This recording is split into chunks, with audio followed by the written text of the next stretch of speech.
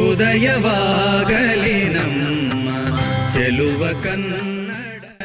ನಮಸ್ಕಾರ. ಹೊಯ್ಸಳ ಕನ್ನಡ ಕೂಟ ಕನಟಿಕಟ್ನ ಪರವಾಗಿ 5ರ ಐತಿಹ್ಯ, 5ನೆಯ ಸ್ಥಾಪನಾ ವರ್ಷದ ವಾರ್ಷಿಕೋತ್ಸವ ಮತ್ತು ದೀಪಾವಳಿ ಕರ್ನಾಟಕ ರಾಜ್ಯೋತ್ಸವ 2011ರ ಸಂಭ್ರಮದ ದಿನಾಚರಣೆಗೆ ನೆರೆದ ಸರ್ವ ಸದಸ್ಯರಿಗೆ ಹಾಗೂ ಕನ್ನಡಾಭಿಮಾನಿ ಅತಿಥಿಗಳಿಗೆ ಆದರದ ಸ್ವಾಗತ, ಸುಸ್ವಾಗತ.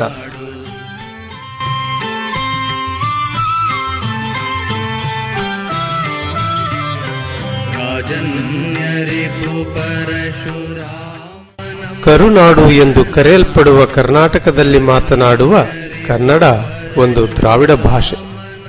ಮೂಲ ದ್ರಾವಿಡದಿಂದ ಸುಮಾರು ಕ್ರಿಸ್ತಪೂರ್ವ 1000ರಿಂದ 500ರ ಹೊತ್ತಿಗೆ ಪ್ರತ್ಯೇಕಗೊಂಡು ಬೇರೆ ಭಾಷೆಯಾಗಿ ರೂಪುಗೊಂಡಿತ್ತು. ಕ್ರಿಸ್ತಶಕ 4ನೇ ಶತಮಾನದಿಂದ ಕನ್ನಡ ನಾಡನ್ನು ಆಳಿದ ಕದಂಬ, ಚಾಲುಕ್ಯ, ರಾಷ್ಟ್ರಕೂಟ, ಹೊಯ್ಸಳ, ವಿಜಯನಗರ, ಮೈಸೂರು ಮುಂತಾದ ಸಾಮ್ರಾಜ್ಯಗಳ ರಾಜರು ಮತ್ತು ಚಕ್ರವರ್ತಿಗಳು ಕನ್ನಡ ನಾಡು ನುಡಿಗಾಗಿ ಅಪಾರ ಕೊಡುಗೆಯನ್ನು ನೀಡಿದ್ದಾರೆ. ಈ ಅರಸರ ಕಾಲದಲ್ಲಿದ್ದ ಹಲ್ಮಿಡೆ ಶಾಸನ, ಕವಿರಾಜ ಮಾರ್ಗ, ಶಬ್ದಮಣಿ ದರ್ಪಣ ಮುಂತಾದ ಗ್ರಂಥಗಳಿಂದ ಕನ್ನಡ ನಾಡು ನುಡಿ ಬಹಳಷ್ಟು ಹಿಂದೆಯೇ ಅತ್ಯಂತ ಸಮೃದ್ಧಿಯನ್ನು ಹೊಂದಿತ್ತು ಎಂಬುದು ಕಂಡುಬರುತ್ತದೆ.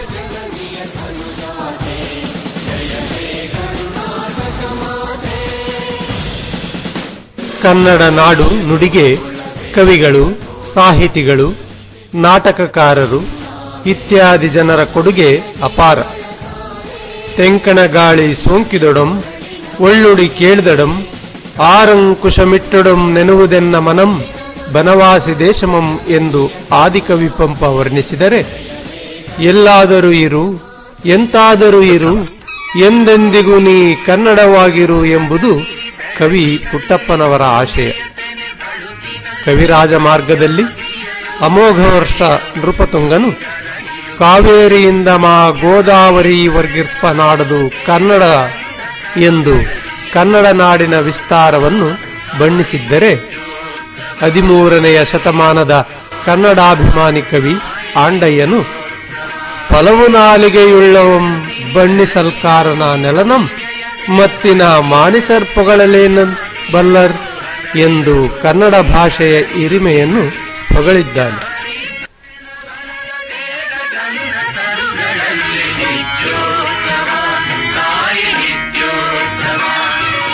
ಕ್ರಿಸ್ತಶಕ 1956 ನವೆಂಬರ್ 1 ಕನ್ನಡಿಗರಿಗೆ ಸುವರ್ಣ ದಿನ. ಭಾಷಾವಾರು ವಿಂಗಡಣೆಯ ಆಧಾರದ ಮೇಲೆ ಈ ದಿನ ಮೈಸೂರು ರಾಜ್ಯವು ರಚನೆಯಾಯಿತು. 1973ರಲ್ಲಿ ಮೈಸೂರು ರಾಜ್ಯವನ್ನು ಕರ್ನಾಟಕ ಎಂದು ಮರುನಾಮಕರಣ ಮಾಡಲಾಯಿತು.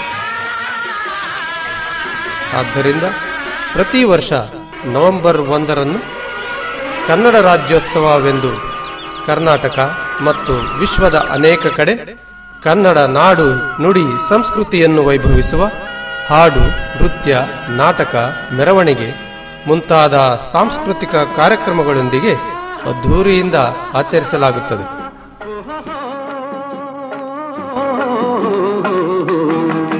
ನಾವಾಡುವ ನುಡಿಯೇ ಕನ್ನಡ ನುಡಿ.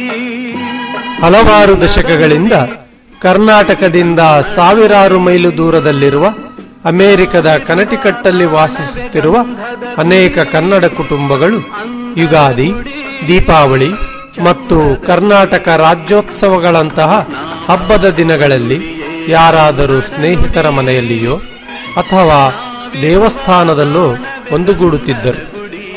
ಸಂಗೀತ, ನೃತ್ಯ, ಹಾಸ್ಯ ಚಟಾಕಿ ಇತ್ಯಾದಿ ಮನೋರಂಜನಾ ಕಾರ್ಯಕ್ರಮಗಳೊಂದಿಗೆ ಕನ್ನಡ ನಾಡಿನ ಭವ್ಯ ಪರಂಪರೆಯನ್ನು ಪ್ರತಿಬಿಂಬಿಸುವ ಹಬ್ಬಗಳನ್ನು ಆಚರಿಸಿ ಸಂಭ್ರಮಿಸುತ್ತಿದ್ದರು.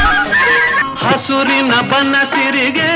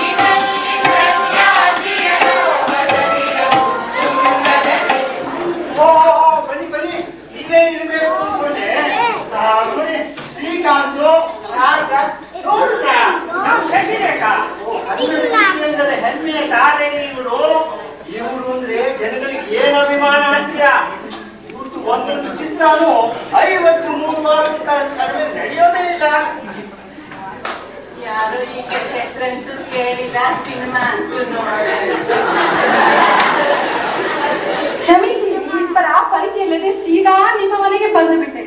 ಟೊರೆಂಟೋನಲ್ಲಿ ಹೇಳಿದ್ರು ನೀವಿಬ್ಬರು ತುಂಬಾ ಕನ್ನಡಾಭಿಮಾನಿಗಳು, ಕನ್ನಡದವ್ರನ್ನ ಕಂಡರೆ ತುಂಬಾ ಇಷ್ಟ ಅಂತ. ಅದಕ್ಕೆ ನೋಡಿ ನಾನು ಸೀದಾ ಬಂದು ಬಿಟ್ಟೆ.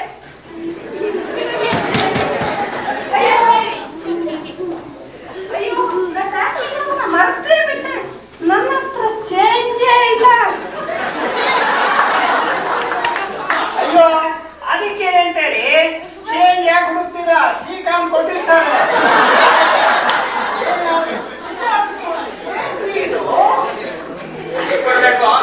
$84.12 ಒಳಗಡೆ ಅದಕ್ಕೇನಂತೆ ಓ, ಸ್ವಲ್ಪ ತಾಳಿ, ನನ್ನ ಹತ್ರ 12 ಸೆಂಟ್ ಇದೆ, ಕೊಟ್ಟೆ. ಇಂತಹ ಒಂದು ಸಂದರ್ಭದಲ್ಲಿ ಈ ಕನ್ನಡಾಭಿಮಾನಿ ಕುಟುಂಬಗಳಿಗೆ ಕನ್ನಡ ಭಾಷೆ, ಇತಿಹಾಸ, ಸಂಸ್ಕೃತಿಯನ್ನು ಕನೆಟಿಕಟ್ ಭಾಗದ ಮುಂದಿನ ಯುವ ಪೀಳಿಗೆಗೆ ಉಳಿಸಿ ಬೆಳೆಸಲು ಪೂರಕವಾಗುವ ನಿಟ್ಟಿನಲ್ಲಿ ತಮ್ಮ ಈ ಸಾಂಕೇತಿಕ ಸಂಘಟನೆಗೆ ಅಧಿಕೃತ ಸ್ಥಾನಮಾನವನ್ನೇಕೆ ಕಲ್ಪಿಸಬಾರದು ಎಂಬ ಚಿಂತನೆ ಬಂದಾಗ ಉದಯಿಸಿದ್ದೇ ಹೊಯ್ಸಳ ಕನ್ನಡ ಕೂಟ ಕನೆಟಿಕಟ್.